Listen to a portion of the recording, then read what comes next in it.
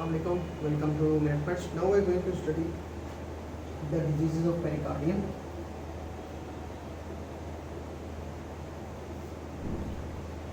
First of all, the disease of pericardium includes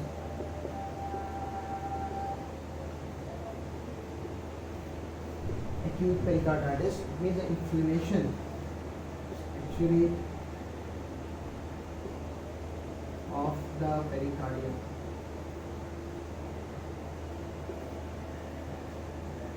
It might be secondary to a viral infection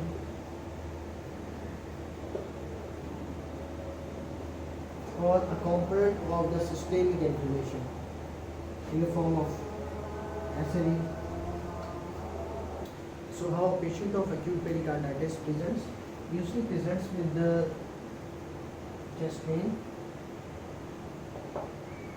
and there's a certain character of this chest pain is sharp and it is associated with, it is increased in intensity on deep breathing, movement, but usually it's not tender. And there is no associated shortness of breath in this condition, and on examination the rest of the vitals are usually clear, and when we examine the pericardium, the apex is not displaced. The first and the second heart sound, these are normal, but there is an added sound.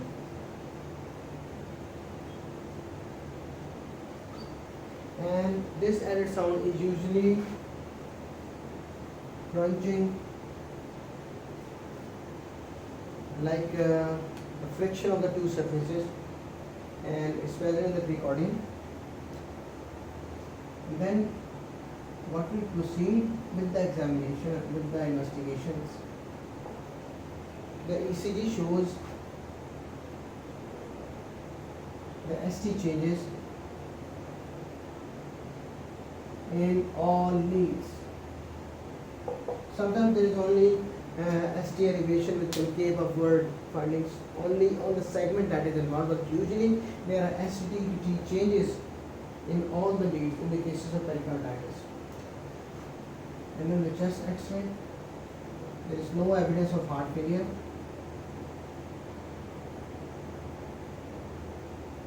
In the form of cardiomegaly or the pulmonary condition. Echo usually can show a minimal pleural effusion, pericardial effusion.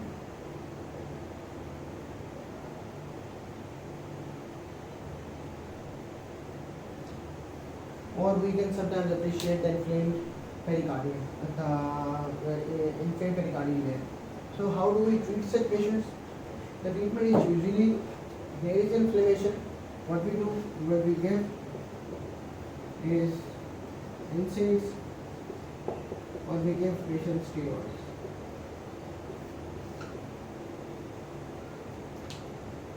So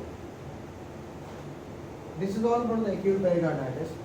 So another form of the pericarditis is tuberculous pericarditis.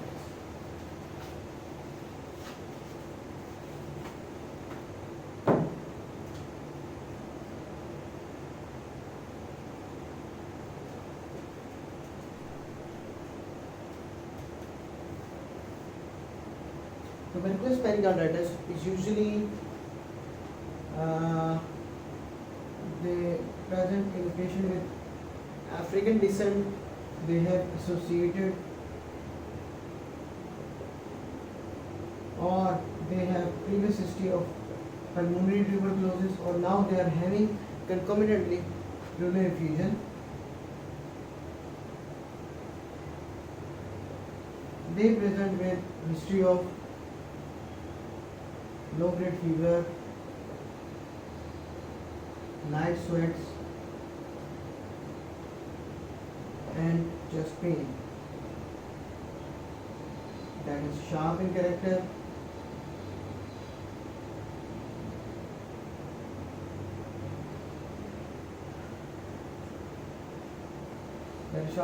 and that increases with movement.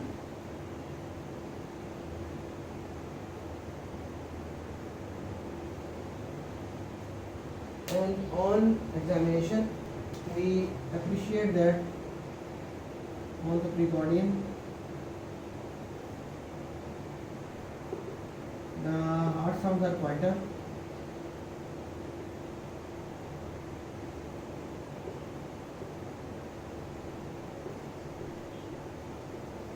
Means there is associated pericardial effusion in this patient. And then how we investigate such a patient? As I said, ECG changes, there are ST, T wave changes in all these. Just X-ray, if the effusion is large, might be showing a globular heart, and it is associated with blunt postophrenic angles as well. As I said before, इसके साथ pleural effusion हो सकती है.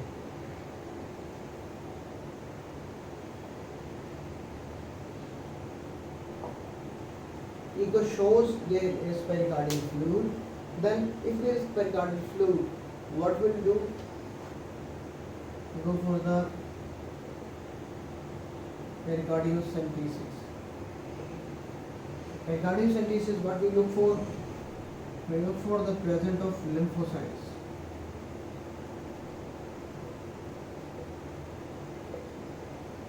They are predominant, mostly greater than or 80% they are present. And now we find that the presence of Mycobacterium tuberculosis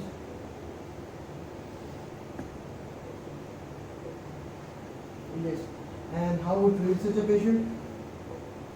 We give the ATT, anti-tuberculous therapy for the same as for the pulmonary tuberculosis for 6 months. That comprises 2 months of intensive treatment, which includes rifampicin, isoniazid, pyrazinamide, and ethambutol, and then 4 months of continuation phase, which includes isoniazid and rifampicin. But there is one addition in tuberculous pericarditis and effusion, is that we add steroids for about first 3 months. Now, we have done the tuberculous pericarditis and effusion. So what about some chronic forms of pericarditis?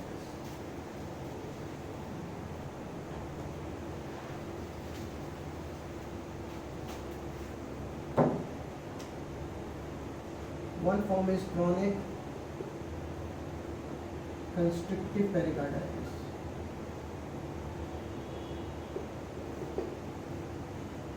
So it means there is inflammation that leads to hypertrophy of the pericardium, thickened pericardium, and it has some chronic history. So might be the patient had acute pericarditis in the past that have led to this condition.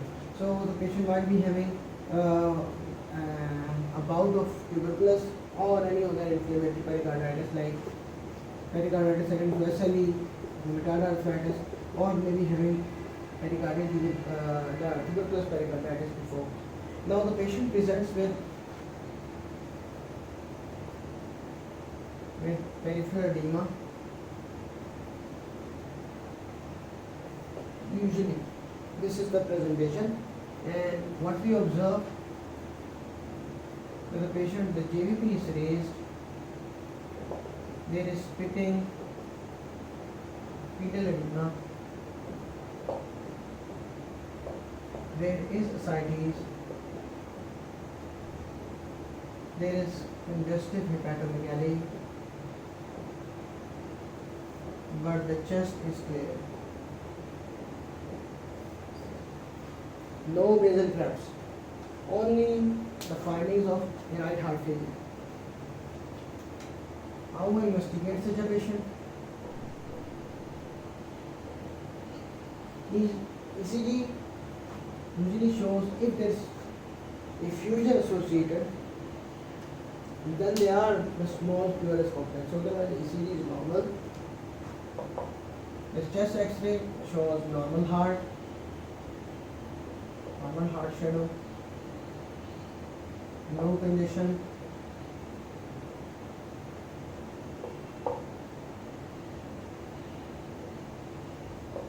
Now the echo findings, here we get the echo findings because there are restrictive movements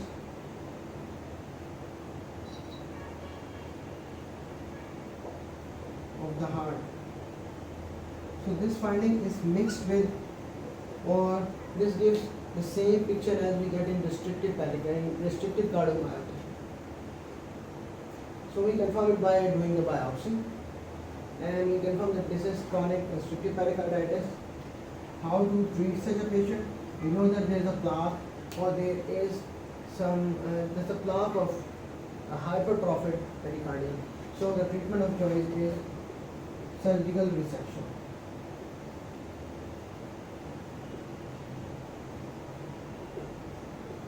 Part of pericardium.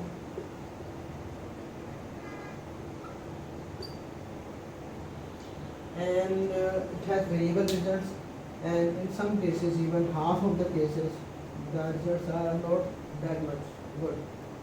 Now moving on, regarding pericardium, last thing is pericardium effusion. So outside the heart there is fluid, and heart is not able to dilate easily to get the blood in the diastole. So the patient usually present with the complaints of chest discomfort or oppression.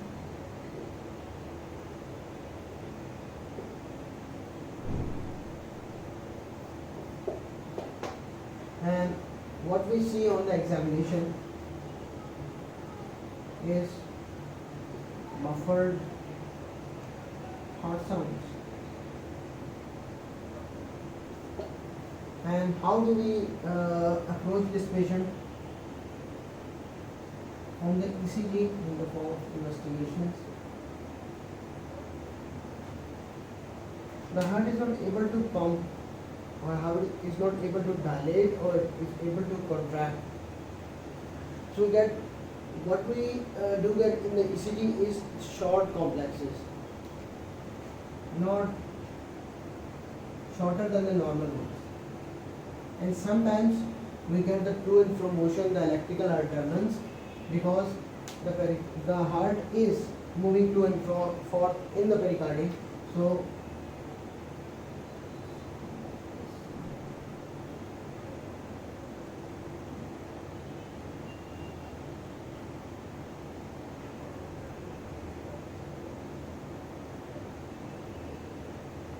like this pattern is called electrical alternance.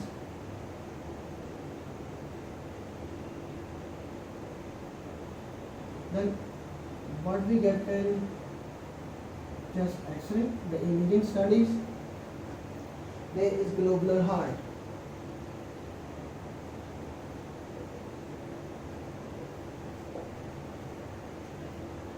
There is globular heart, and there is associated no pulmonary condition.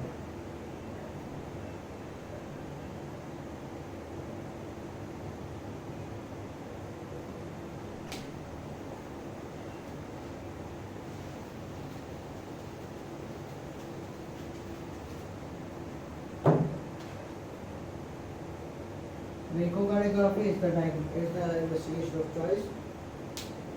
For this, we have the same finding that we have over here, that there is evidence of pericardial free fluid, and there are certain variations of intensity regarding the pericardial effusion. One of the emergencies regarding the pericardial effusion is called cardiac tamponade. So what actually cardiac tamponade is? It is the pericardial effusion that leads to right heart failure.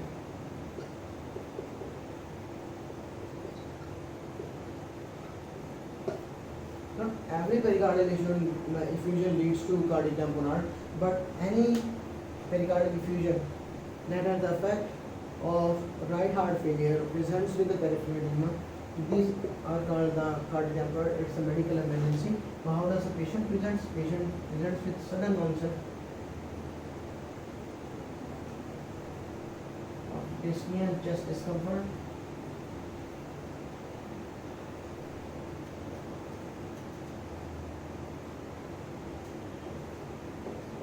As we have said, that examination shows muffled heart sounds,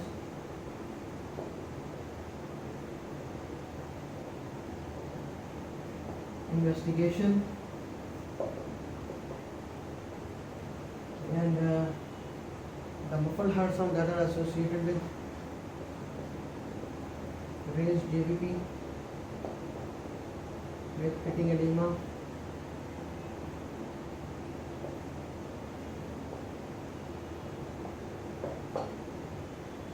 and if we check, because the right heart is not getting enough blood, so their output is also compromised.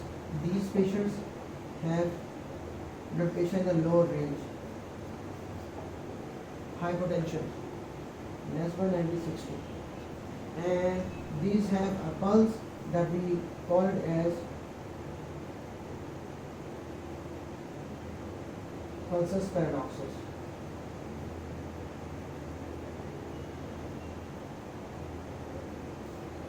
The paradox word we use because we say that it is pulse, actually it is the blood pressure. Normally with inspiration the blood pressure rises, but in this case there is right heart failure, no more blood can enter into the right heart, so that's why the blood pressure drops in the inspiration.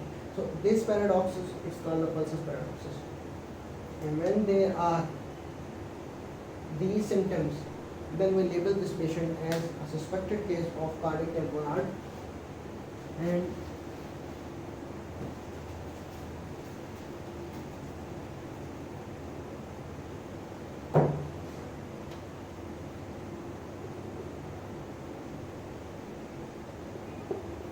the investigations, they show ECG having electrical alternance,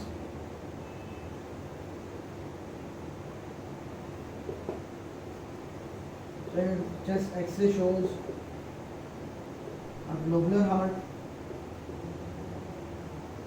and then in this case, this is a medical emergency. What would we do? The treatment of choice is therapeutic pericardiocentesis. We remove the fluid from the pericardium and causes the relief in the pain, and then we send a part of the fluid for diagnostic purposes as well.